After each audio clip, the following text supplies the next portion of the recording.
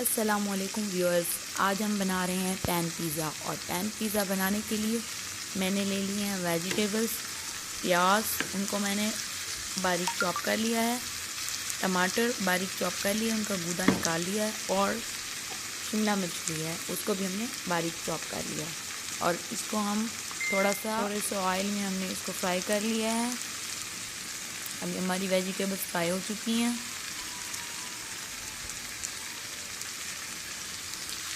Viewers, हमने ले लिया pizza dough, chicken, vegetable, sauce, olives और चीज़। अब पैन को हमने प्रीहीट कर लिया है। अब हम डो की एक रोटी बना लेंगे। फोर्क की मदद से इसमें थोड़े थोड़े वक्फे पर कट्स लगा लेंगे, ताकि इसमें जो पिज़्ज़ा की अंदर एयर बबल्स होते हैं वो निकल जाएं।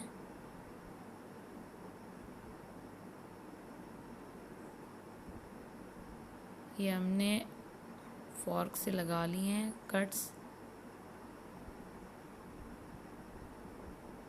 अब हम इस रोटी को अपने पैन के ऊपर डाल देंगे और इसको एक साइड से कुक कर लेंगे।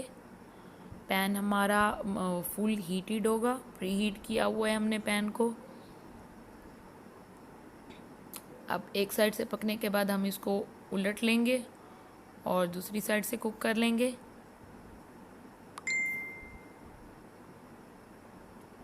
रोटी हमारी एक साइड से रेडी है। अब हम इसको पलट लेंगे और इसको हम दूसरी साइड से कुक कर लेंगे। इसमें आपको एयर बबल्स नज़र आ रहे हैं। तो व्यूअर्स, हमने इसको पलट लिया है। व्यूअर्स, अब हम इस पर पिज़्ज़ा सॉस लगा लेंगे। पिज़्ज़ा सॉस को हम अच्छी तरह से फैला लेंगे। मैं आपको होममेड पिज़्ज़ा सॉस बनाना भी सिखा दूंगी। और ये जो मैंने यूज़ की है, ये हमने बाज़ार से बनी बनाई ली है।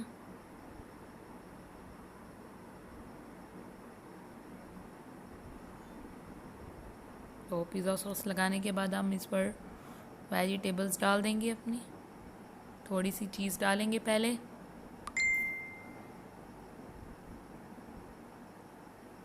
चीज़ हमने डाल दी है।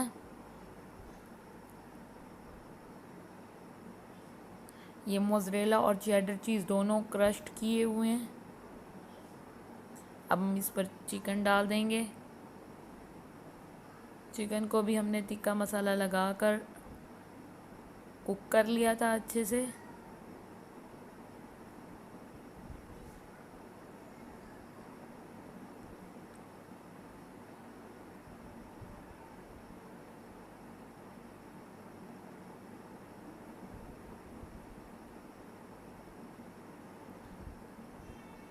अब इस पर वेजिटेबल्स जो हमने फ्राई की थी वो डाल देंगे।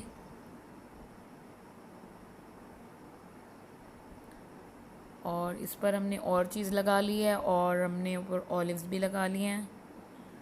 अब हम इसे ढककर कुक करेंगे कि चीज़ अच्छे से मेल्ट हो जाए।